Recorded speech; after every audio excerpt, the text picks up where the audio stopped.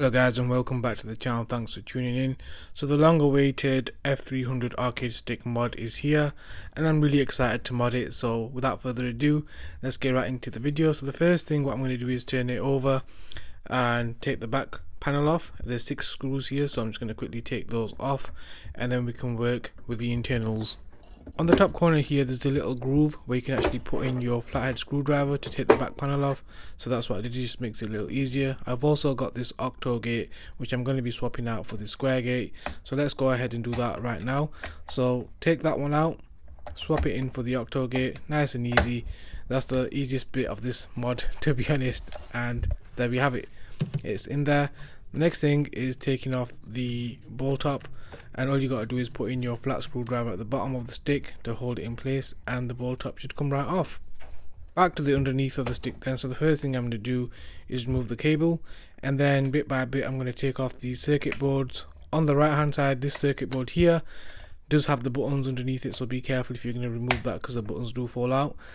And then I'm just going to work my way around and take off the stick itself. I'm going to take a picture with my iPad just so I know where everything goes when I do put it back together, instead of labeling all the cables. You can do that as well, but I just find it easier just to, get your iPad and take a picture. So I'm going to remove all the buttons here, so it's really easy. You just got to wiggle them a little bit and these come straight out. Nice and easy. So now with all the buttons out and stuff, it's time to actually prep the actual stick. So I do have this primer here, but before I use it, you've got to really know what you're doing with plastics. You can't just paint over plastic because it does have a coating on it, so you got to take that coating off. And this is just your average sponge what you use for your dishwashing and stuff, which I bought from a convenience store around the corner from my house. So just got to take off all that first layer of plastic, go around it, be very thorough with it, because it is very important that you do get this process right the first time, because you can have some blemishes which I will show you later that did occur.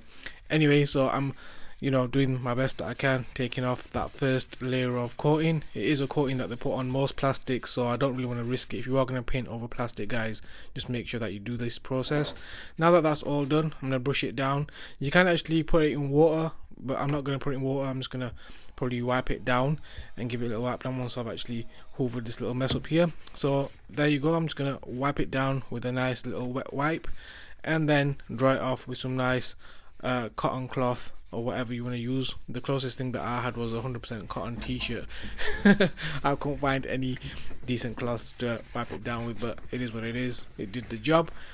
And there you can see it's nice and dry and ready to be sprayed. So let's take this bad boy on outside now and get it sprayed up. So I have covered up the front panel just because I didn't know what I was going to do with it at first. So I did give it a couple of coats with this primer just to make sure, and it did come out really nice. To be honest with you, even this colour looks really nice. I did like the colour, but I wanted to paint it the colour that I've got, but unfortunately whilst I was spraying it in the colour that I got, I forgot to hit the record button, so there's no footage of me actually spraying the colour that I wanted to show you guys, that I was most excited about. But anyway, I'm drying it here because it does need drying. It was like a dampish kind of day, so I thought to myself, if I leave it outside and it starts raining, I can't have that. So I thought I'll dry it as much as I can and I'll bring it inside. So that's what I did, guys, and this is what it looks like.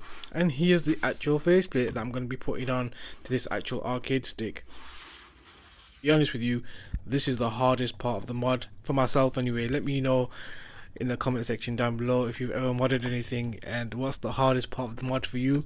This was nerve-wracking because this was very expensive. It cost me about $40 plus some shipping tax here in the UK, so it's quite expensive, but it's something that I really wanted to do and was really passionate about. I did want the F500 stick, but that's another story for another day.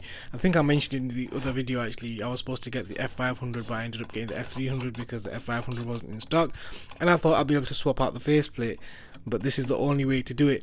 So I had to find a site online, and it was an American site, so I had to just do what I had to do. But anyway, it's looking nice and crisp. I can't actually wait to put the buttons on this and see what it looks like. At the moment I don't really think it kind of like goes together, if you know what I mean. So start off with the cable first and let's start putting things back together again.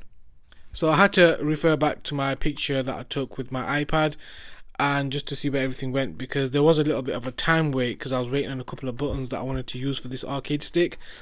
Whilst doing this arcade stick, by the way guys, the start button broke, so bless my brother, he actually had a spare button, so thank you big bro. He saved the day and he gave me a 24mm button, which is a nice black button, and the button that actually came with this stick was a white button, and it wouldn't have actually tied into the actual stick itself. So I'm glad that actually happened, because I do believe that some things do happen for a reason.